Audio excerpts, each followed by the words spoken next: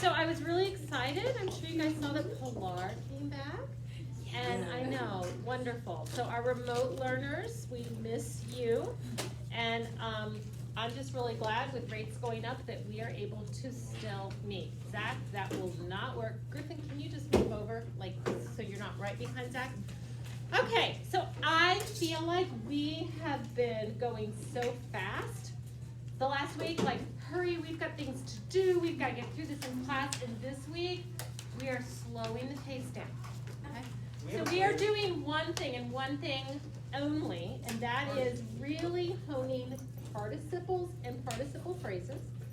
You are going to have a quiz on Thursday, and that will be the last grade of the quarter. So you've got homework for a couple of nights, like small homework. You'll have a quiz on Thursday. You'll get your papers back next week, okay? And that's the end of the quarter. So we've got our papers turned in. I'm sure you've heard from your teachers about ERB fun. So one portion of the two sections of the ERB are writing. So we are going to do sample testing tomorrow and on Wednesday. It's 10 questions. It shouldn't take us very long. I just want to say the ERB helps your parents know how well you're learning at Caldwell. It helps us know what we need to do. Mrs. Smith and I looked at the ERB 2 years ago and we were like, this writing section, honestly, we didn't like it at all. We didn't think it was a good test of writing, but we recognize that there needs to be some standard. So both of us have changed some things to help you. You know, when you take the test and I underline parts of speech and put numbers under it, that's to help you on the ERB. So hopefully going through it tomorrow and Wednesday is going to help. And then next week, you guys take the ERBs. It's not fair. That's because got their exams canceled. I know. Grayson. Because we're in school and other schools aren't, that makes no sense. But you know what, it's also not fair for you not to take the ERBs and get that measure, just because we have some remote learners. So it does not harm your grade. Let me tell you, the only thing I've ever seen come from ERBs, it helps parents know, and I've had parents meet with me and say, do you think this reflects my child's writing? I thought they were a good writer, they're getting good grades, their grade was low on this. And so sometimes they'll want some clarification, but it's not factored into your grade. Okay, Davis? Will they use it to like look at it for high school? No. The other thing that's valuable about ERBs is right now standardized test is a part of our world. You still have to take an ACT or SAT to get to college. That is changing. It really may not be the case by the time you get there, but you need to practice standardized tests. What do you mean it's changing? Well, some colleges are dropping that requirement, but it's a minority, and we'll see if more drop it. Wow. And especially with COVID, some places have said that it's optional. But next year, you guys will be ninth graders, and standardized testing counts. You'll take the PSAT, and do you know that next year in ninth grade, you can win a scholarship for getting a really high grade on the PSAT. You'll take it ninth grade, 10th grade, 11th grade. All those are opportunities for you to win a scholarship. So it's important, but we're also just not going to get too upset about it. A scholarship to Caldwell? No, scholarship to college. Like, we've had Caldwell students get full rides to Alabama, to Auburn, because of PSAT scores. Wow. Okay, so let's go way back to last week. We've talked about verbals are words, they're verbs that aren't used as verbs. What's one type of verbal, Jack? I forgot. Okay, anybody? Can anybody remember? Gerund. A gerund. Can anybody tell me what is a gerund? Oh, it is Tate? one second. Okay, Davis. It's a verb that acts as a noun and it ends in ing. Good. Okay, verb that acts as a noun, ing. And then last week we learned participles, the second verbal. What is a participle? Anybody want to tell me that? Grayson? Is the word plus ed used as an adjective? Perfect, Oh, it's except like it's ed or ing or n&t, okay? So it's got those irregular, but it's used as an adjective. Gerunds work as nouns, participles work as adjectives. So I've got two sentences to help us review here. And I want to see if you can find the participles in this. So leaving abruptly without saying goodbye, Harold walked home. There is a participle. Well, what's a participle in this sentence? Can anybody tell me? Sarah, what do you think? What do you think would be a participle in this sentence? Leaving without saying goodbye, Harold walked home. Leaving? Okay, leaving. So there's our participle, but last week we learned about participle phrases. So any word that modifies, that describes this, or is an object of this, goes with it. So what would be the rest of the phrase that goes with leaving, Huck? Abruptly without saying goodbye. All of that. Because abruptly, is an adverb saying when they left, or how they. Okay, hold on. I like that you're doing that. So this whole thing is a participle phrase. Big picture, it's acting as an adjective. Little picture, we're gonna diagram this, and I'm gonna ask some of those questions that you're already answering. Okay, so what is the subject of this sentence, Jack? Harold. Harold, and Zach, what's the verb? Walked. Walked. Okay, so I think it's really helpful when you're trying to find participle phrases to go, what's the subject verb? Okay, well we know that none of this is going to be the participle phrase. So I just want to diagram this very quickly. Julie, what's going to go on my skeleton here? My subject verb is Harold walked. And then Griffin, can you tell me what part of speech is home? Okay, we want to say direct object because Harold walked, it's right there. But it doesn't answer the question who or what. Harold walked what? Home. What question does it answer? Where? Where?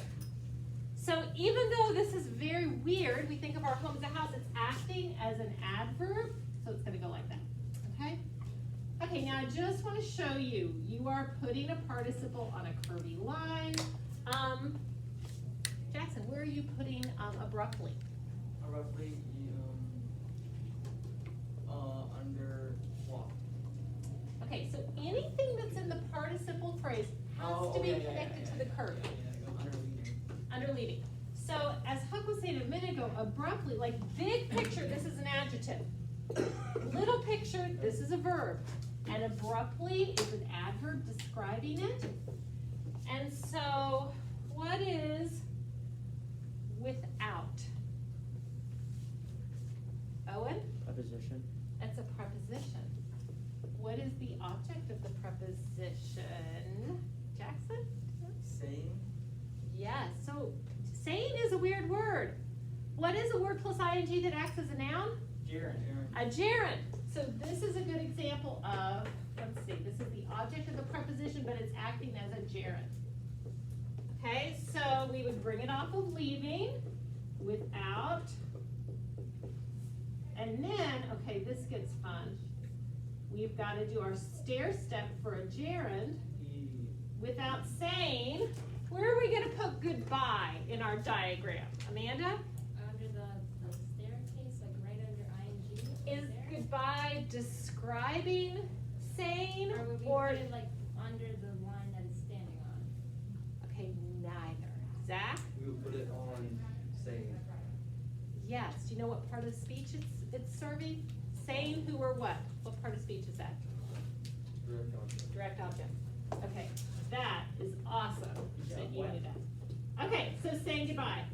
Now, that's pretty advanced. I'm not gonna put that on the quiz, but you do need to know how to diagram it. You need to know that participles and their phrases go on a curvy line. Okay, Reagan, let's look at the next sentence and I want you to tell me what it is. Oh, and this has 3 participles in it. So, Reagan, what's one? The high-pitched whine was annoying to the class arriving. Annoying. Annoying, okay, what is annoying describing? What's the noun it's describing?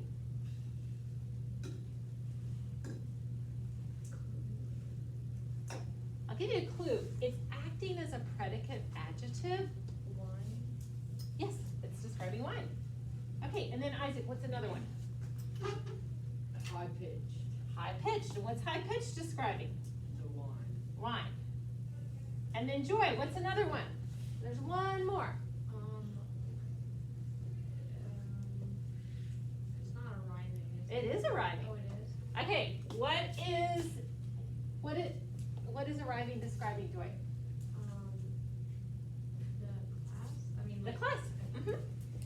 want you guys to remember, number one rule with participles, they have to be right next to the noun or pronoun they're describing, unless they're predicate adjective, like that, okay?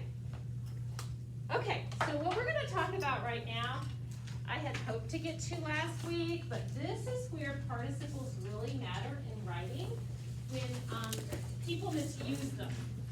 And this happens often. So this is going to be a combination of classwork and homework. So you're going to get checked off for work we do in class today. So I want you to really pay attention. You haven't had math out, but if you have other homework, put it away. Put away your drawing. Really pay attention to this. So when we talk about participles, there are two mistakes that people make.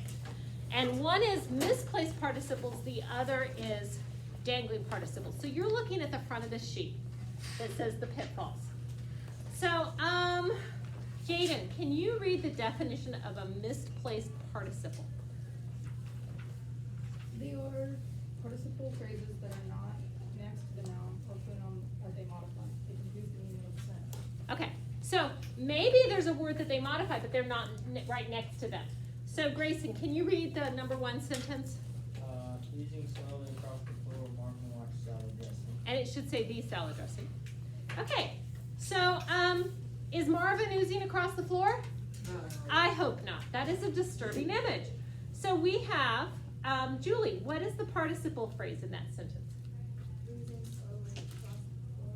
Excellent, that whole thing. So everybody should underline oozing slowly across the floor. You want the whole participle phrase. And then it's right next to Marvin, but we know that's not describing Marvin, so it is a misplaced modifier. So what I want you to do is think about how can I rewrite this sentence and get rid of the misplaced participle while keeping the participle. And I'll give you an example for this first one. Or does anybody know? Does anybody have an idea of how to do this already? Yeah. Zach. Marvin watched the salad dressing oozing slowly across the floor. Awesome. That's it. Okay, so you're gonna write that down. This is part of what your homework is gonna be. Marvin, You write it underneath or what? just underneath in that space, you're gonna write a correct sentence. Marvin watched the salad dressing oozing slowly across the floor.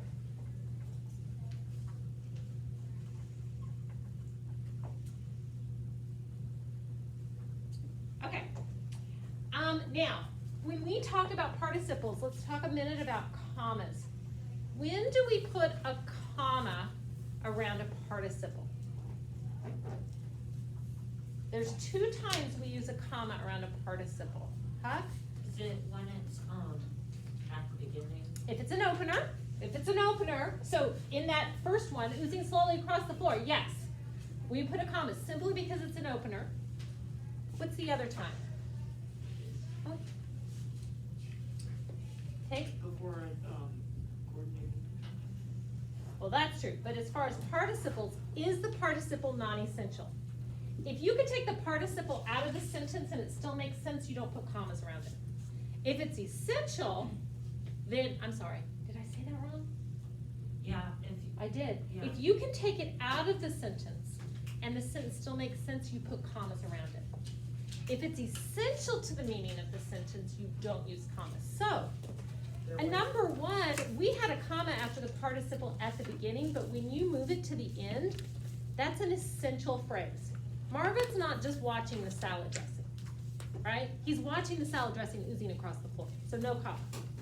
oh, I thought there was, because you can take it out and it still makes sense. How many people Marvin just watched watch the salad dressing though? Like he's actually watching it do something. Oh, okay, yeah. Okay? Okay, so number two, she handed out brownies to the children stored in Tupperware. Okay, now these are absurd sentences. I know that's a disturbing thought. But it's to point out how your meaning is really confused by participles. So Tate, what is the participle phrase? Children, how is stored in Tupperware? Stored in Tupperware, okay? And so stored in Tupperware is not describing the children. What's it describing, Jack?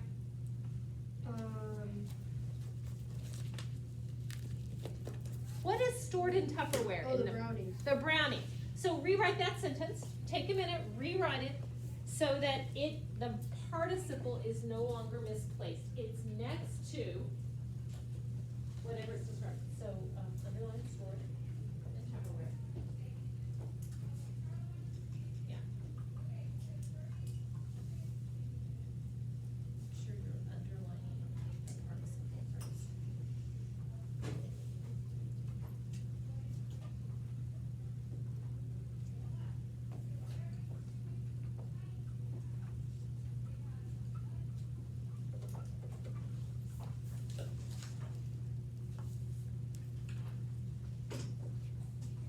Okay, so Audrey, can you share your sentence on number 2?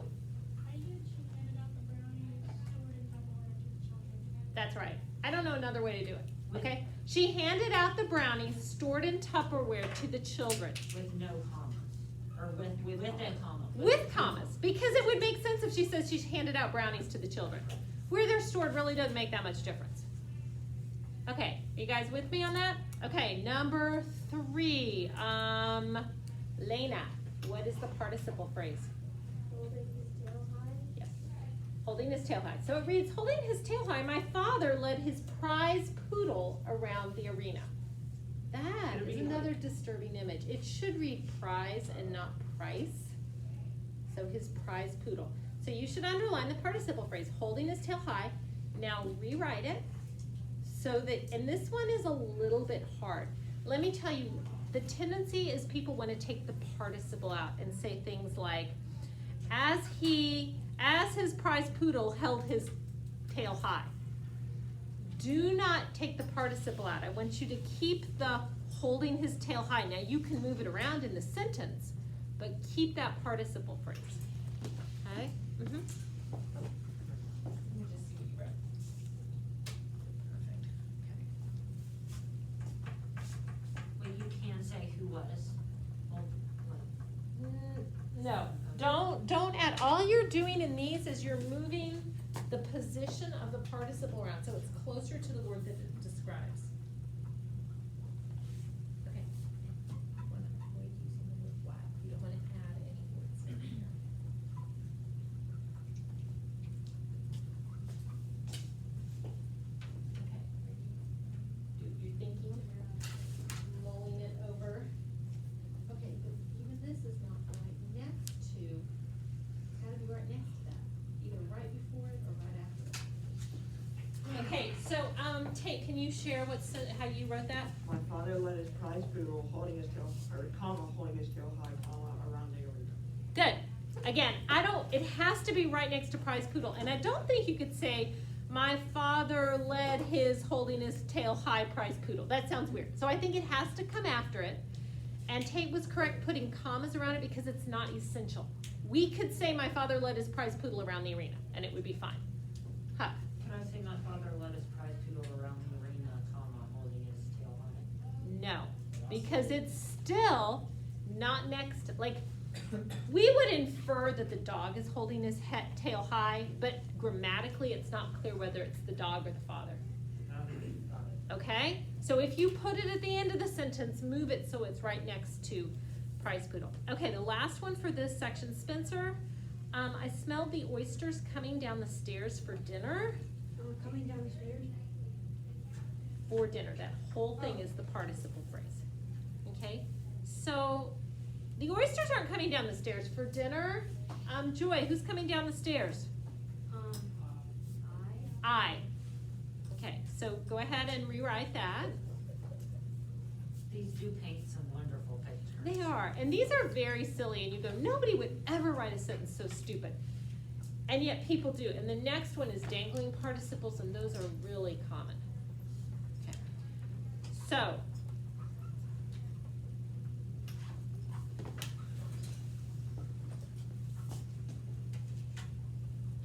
good.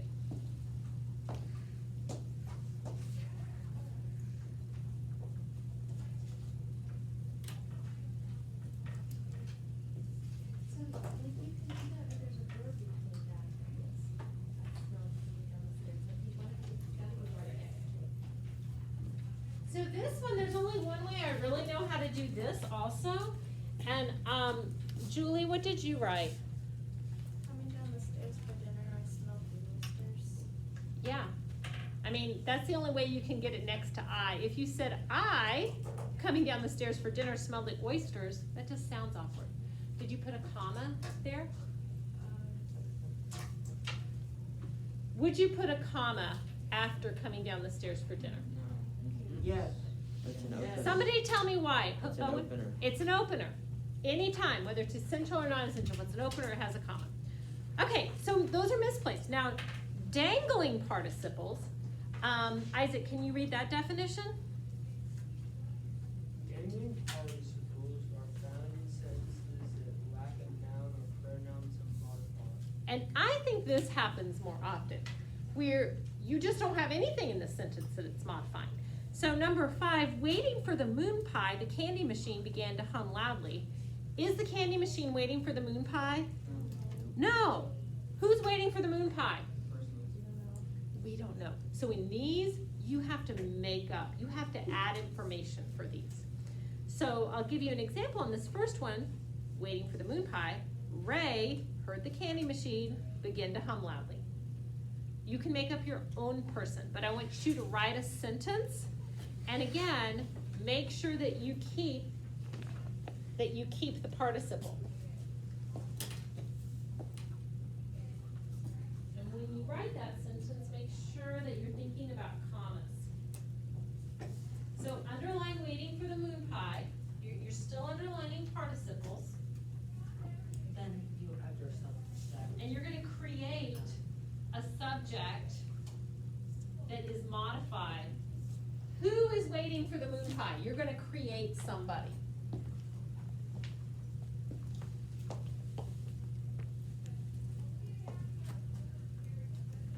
Would you have to make a verb too? Hmm? Would you have to make a verb too? Yes. Or change the verb. Yeah. So you're gonna have to do a little bit more changes. When you have a dangling participle, you have to do more changes, which may mean adding words or changing your verb tense.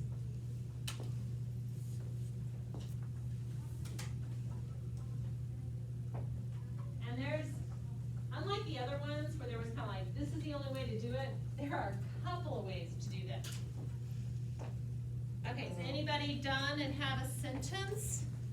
Okay, Isaac? I don't know if this is right, but waiting for the moon pie, Timmy began to hum by the candy machine. Who?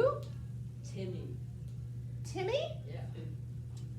These maths are so hard. Timmy began to hum? Yeah. It's the candy machine. It's the candy machine who's humming. Oh. Okay, so here's the thing. Grammatically, Isaac, you're correct, but you've changed the meaning of the sentence. So I want you to Why try. is the candy machine humming? It's like when a motor is going, it's not the it's more the motor humming, okay? Oh. Okay, so I want to get a couple on this. Joy?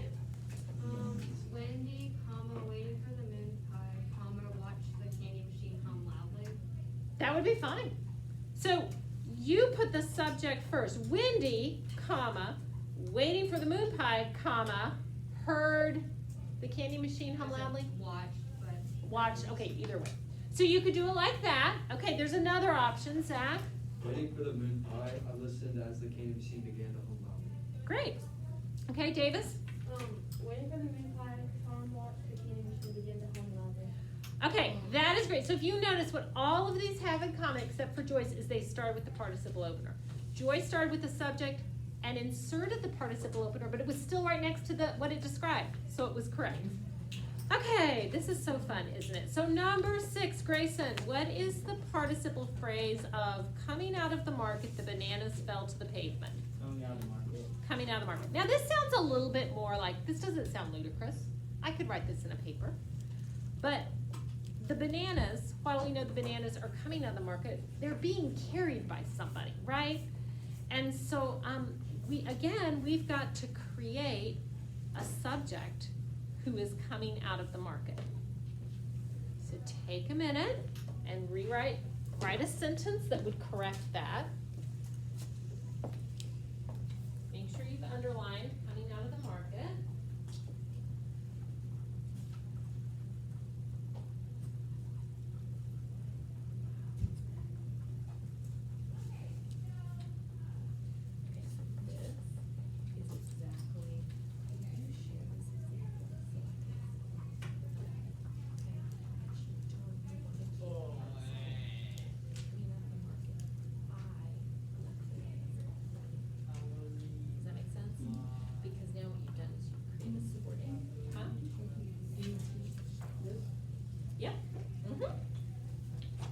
guys, it's really easy to change your sentence and drop your participle. Keep your participle.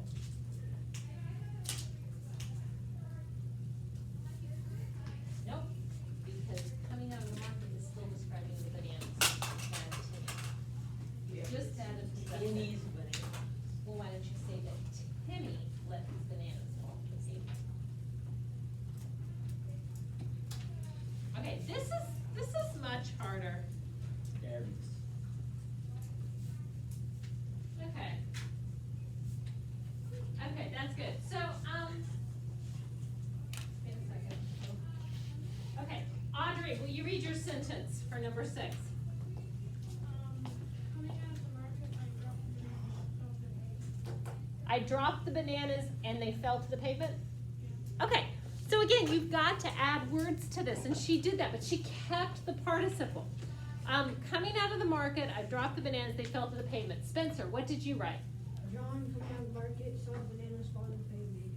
Okay, so John, comma, coming out of the market, comma, saw the bananas fall to the pavement. Okay, you can do that. Amanda, what did you write? I put Jerry coming out of the market. Jerry coming out of the market saw the bananas fall to the pavement. Okay, so very similar. Huck? Coming out of the market, Tim wants his bananas fell to the pavement. Coming out of the market, comma, Tim watched as his bananas fell to the pavement. Okay, that's great. What you don't want to do, and this is so easy to do, is to change your participle to a dependent clause. As I came out of the market, or while I came out of the market, or when I came out of the market. Don't change it. You want to keep that participle. Okay, let me pick up number 7, driving like a maniac. The deer was hit and killed. Okay, so the deer's not driving, is he? So this is confusing. Jackson, what's the participle phrase? Driving like a maniac. Okay, so underline driving like a maniac. And again, you're going to have to create a subject. We don't know who hit and killed the deer. So just make up something. Driving like a maniac. Hmm? When you start driving like a maniac, and then you put. So we're There you go. Timmy is all over the place. Okay. gonna put Timmy, well, Timmy. Timmy.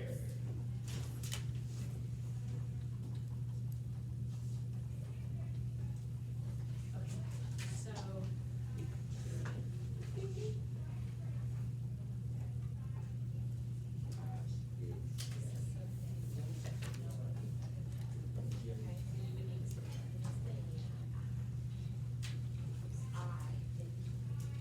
That's right next to that. So you guys do try not to add a subordinating conjunction. It's super tempting. And in a paper it would be fine. Okay. I like it. It's fun making up names. Oh, okay. Grayson, read your sentence. Driving like a maniac, Jerry hit and killed the deer.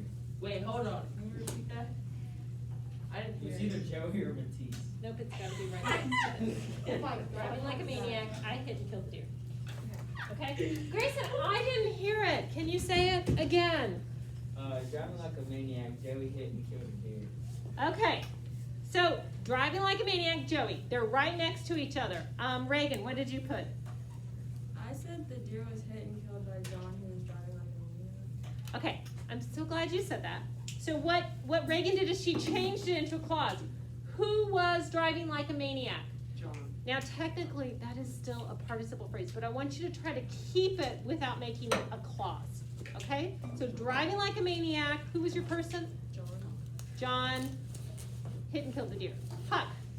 Driving like a maniac, Joey watched as the deer was hit and killed. Perfect. That's great. Tate? Tom driving like a maniac, hit and killed a deer. Okay, did you put commas around that? Okay. So you guys, driving like a maniac, that is not essential. All of these, you've got participles that are set apart by commas because they're at the beginning. Last one, holding a bag of groceries, the roach flew out of the cabinet. That's a great visual, isn't it? A roach holding a bag of groceries. But the roach is not the one. So we have a dangling participle. There's no word in here to describe the person. Who is the person holding a bag of groceries? So for this one, everybody write at the very beginning, holding a bag of groceries. And then I want you to reword the sentence from there. Holding a bag of groceries. Do you have it already? Yeah, but I just realized that's not what it says. You don't, you're done. Oh, yeah, you just put your subject before instead of after.